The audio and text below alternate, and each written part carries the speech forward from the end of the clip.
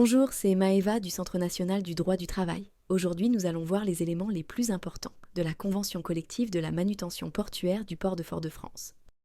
Cette convention s'applique aux métiers suivants: docker, ouvrier de manutention, chef d'équipe, grutier et personnel technique intervenant dans la manutention portuaire du port de Fort-de-France. La période d'essai varie selon les catégories d'emploi.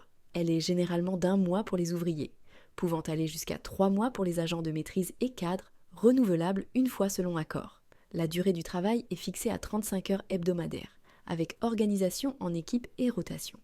Des annexes précisent les horaires adaptables en fonction de l'activité portuaire. Les congés exceptionnels pour événements familiaux incluent par exemple 4 jours pour le mariage du salarié, 3 jours pour la naissance ou l'adoption d'un enfant, 3 jours en cas de décès d'un conjoint ou d'un enfant, 1 jour pour le décès d'un parent proche comme père ou mère. Les principales primes prévues sont la prime mensuelle de rendement, une prime d'ancienneté et des majorations pour travail de nuit, dimanche ou jour férié.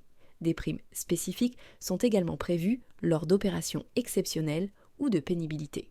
La classification des emplois repose sur une grille qui tient compte du niveau de qualification, de la technicité, de l'ancienneté et des responsabilités, avec des groupes allant des ouvriers non qualifiés au cadre technique, chaque niveau étant lié à une échelle salariale définie en annexe de la convention. N'oubliez pas de vous abonner à la chaîne pour ne pas manquer les futures vidéos sur la convention collective de la manutention portuaire du port de Fort-de-France et de mettre un like si ce contenu vous a plu.